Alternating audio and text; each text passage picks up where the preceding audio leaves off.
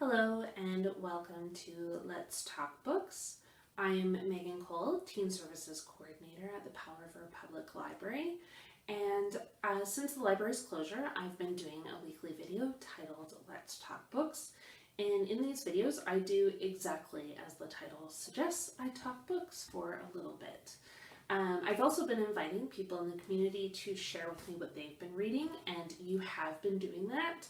I've been getting emails of what folks are reading, what they recommend.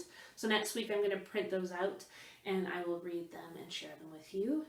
I love getting those. It helps me shape my to-read list and always gives me some fuel of things I can recommend to people in the community. So thanks so much to those who've been emailing me and letting me know what you've been reading. So since we last spoke, I have still been reading. A busy reader, and the one that I mentioned last week that I started, this one here, All the Lives We Ever Lived, Seeking Solace in Virginia Woolf by Catherine Smith, or Smythe, I'm not sure. I finished this one over the weekend. I will admit, I didn't love this one. I liked it. I thought the writing of the memoir bits were beautiful. How the book works is there's kind of two streams, and the one stream is the memoir and the other part is her kind of reflecting on Virginia Woolf, including research about Virginia Woolf and also bits from her books, and she kind of weaves the two together, and in some spots it works, but the part I struggled with was it seemed like the writing shifted in those two parts. So it went from being very personal in the memoir parts to feeling a little bit academic in the Virginia Woolf parts. And I'm sure people disagree with me on that. I loved both the pieces kind of separately, but in spots I just didn't love how they went together. But the memoir bits were just beautiful. I really felt myself being pulled into that story, and it is a good read. I recommend it, even though I didn't love it, because I'm sure there are some people who will love it. That's how things go with books. We don't all feel the same way about them. So that was All the Lives We Ever Lived. And after that, I started this one here, which some of you might be familiar with. It is called A Paradise Built in Hell, The Extraordinary Communities That Arise in Disaster by Rebecca Solnit. Rebecca Solnit is one of my most favorite nonfiction authors. I have my own personal Rebecca Solnit library. I've read so many of her books, and they're ones that I routinely go back to for reference in my own writing, or just because I need a little bit of her in my life. But this one is actually one I'd had on my shelf for a while, but I hadn't actually read. And I was invited into a quarantine book club, and it was their first pick. So I'm thrilled to be able to pull this one off and finally read it. It is divided into 5 parts, kind of these studies of communities in disaster and how they responded. So the first part is about the 1906 San Francisco earthquake and what happened there following that earthquake.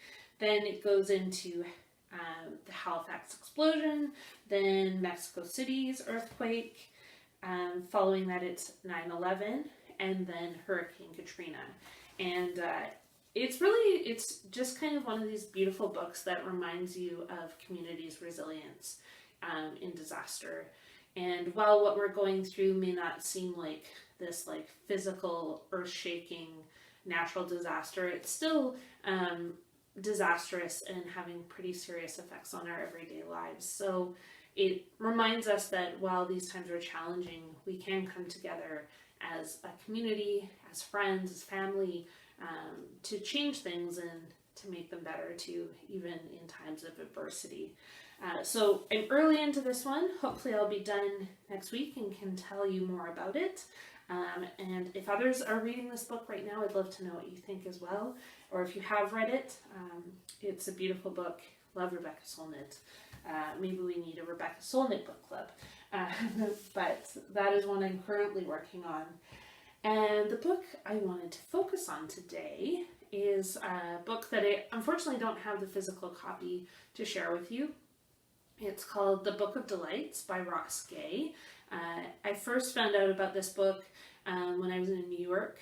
One of the editors of the book actually talked about it in a session I was at, and the story about it was just so interesting because Ross Gay is a poet, and the book came out in 2019, and basically it was a response to this feeling of like doom and gloom and responding to kind of the darkness of what was going on in the world and needing kind of a bit of levity or something to focus on that wasn't so serious and so negative. And so for a year, Ross Gay wrote an essay a day. He actually wrote them, he says in the book, he wrote all of them by hand, pen and paper, which is like unheard of in this day and age. But he wrote every essay by hand and created this book. And while a lot of them are really beautiful, kind of sweet stories, there's one about him bringing a tomato plant onto an airplane and how everyone around him responded to that. And there's also some more serious rumination as well, which made me think that there was something about the actual craft and writing of the book, which was the delightful part, not necessarily the content. That sometimes giving ourselves those moments to do a creative project, like writing pen and paper, is a delight in itself. So I'm going to start to read a couple essays, even though I don't have the physical book with me. I was able to print a couple off. So I'm going to read a couple for you, and I will also share a link to the audiobook, which is available for free with your library card through RB Digital. So the first essay I'm going to read to you is called Flower in the Curb, and it is the third essay in the book. Flower in the Curb. Today I was walking back from some errands, and I realized I take the same route all the time. What compels us into such grooves, such patterns? Up forth, past the bakery, past a solicitous cat that chases me and yells at me to scratch behind its ears. I always make the left just before the big graveyard, across the street from where my friend Don Belton lived for a year before he moved a few blocks away. 3 months later was murdered. I wonder if I ever pass Don's house and don't think of him. Next to that house, butterflies dapple the hedge of the buddleia, their wings listing in the most moist Indiana heat. One day, I was pulling my friend Araceli on a skateboard behind my bike, and we turned this corner, and Don sprinted out in his sweatpants and no shirt, hearing probably the growling of the skateboard and peeking out if I didn't yell in his window, which I did almost every single time I rode by his house. I was sweating and probably glistening, and Don made a big flirty show of wiping the sweat from my brow. I'm a prodigious sweater, so it wasn't hard to come by. And dabbing it on his own, pretending to swoon. This while Araceli looked on, laughing. The memories don't stop, and so perhaps today I will rename this not quite road, that alley between 4th and 3rd, starting at Don's house, Belton Way. Now returning from my errands, walking up Belton Way, as I approached 3rd, I saw something bright, maybe an empty bag of Grippos or something, on the curb. But as I got closer, sure enough, it was some kind of gorgeous flower. Mostly a red. I don't think I actually have words for.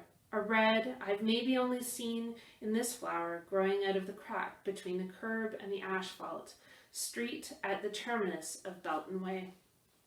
The gold is like a corona around its petals, and there are a few flecks throughout, the way people have freckles in their eyes or glints of lightning in their pupils. And beside this flower, or kin with it, growing from the same stem as the blazing, is an as yet unwrapped bud, greenish with the least hint of yellow, shining in the breeze, on the verge, I imagine, of exploding. And the next one I'm going to read is essay number 7, and this one is called Praying Mantis. There's a praying mantis on the empty pint glass someone left on the red outdoor tables at the cafe. Most days, there'd probably be some shimmer of judgment at the asshole who didn't pick up after him. Yes, I'm assuming self. But today, I'm far more interested in the fact that said asshole's depravity has created a gorgeous, transparent stage for this beast to perform on. And so the asshole is a kind of executive producer of sorts. I am indebted to him. This mantis is pale, with a yellowish tint. It has 6 legs, which I learned in 8th grade indicates insectness. One of these legs, more precisely, one of the 4 segments of one of these legs, is flipped over the lip of the glass. Just this second, it shat a tiny, near cylinder of grayish-brown scat on the rumpled napkin beneath the glass, jiggling its ass before emptying itself, as though hauling itself up, which is not, given it's just pulled that leg up to its face, and with its oddly mechanical mouth. I know, indication of how divorced I am from the natural world to say that an insect, is like a machine. It's the other way around, I know. Get off my back. Seemed to nibble the length of its forearm? I mean the segment of wiry hair-looking thing flecking the bottom. Now it's nibbling its foot, or paw. It replaced the thing on the lip of the glass. Its mouth keeps working. It's enjoying itself, or like someone with no teeth. This bug seems to be dancing. It kind of pounces on the 4 legs beneath its abdomen, bouncing and swaying, like it's hearing a music I'm not yet tuned to. And trying to tune in, I noticed the swell of diminuendo of the cicadas nearby, and another cricketish chirping just over in those forsythia. The mantis's head rotates occasionally, sometimes seeming to follow my movement, its big bulbous eyes, filamentous antennae twisting, its little mouth opening and closing.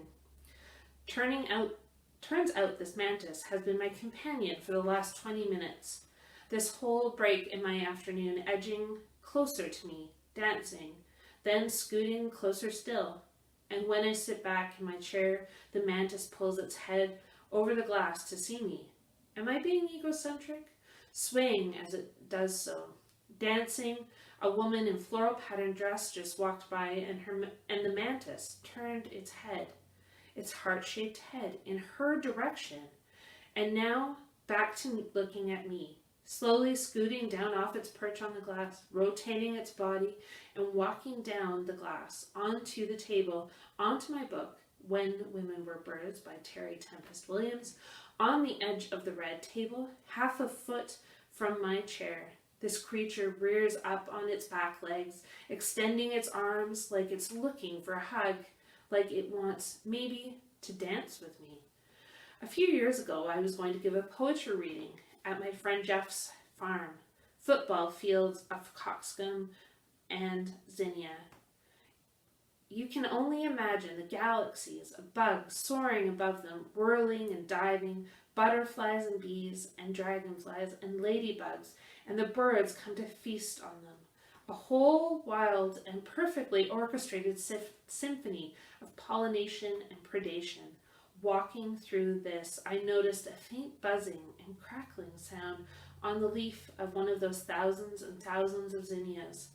In this one, an orange navel blazing out towards a soft pink mane, a praying mantis stood in the sturdy crook of one of its leaves. I thought it was chirping or trying to fly, until I got close to it and saw it was holding in its spiky mitts a large dragonfly, which buzzed and sputtered, its big translucent wings gleaming as the mantis ate its head. And that is The Book of Delights by Ross Gay.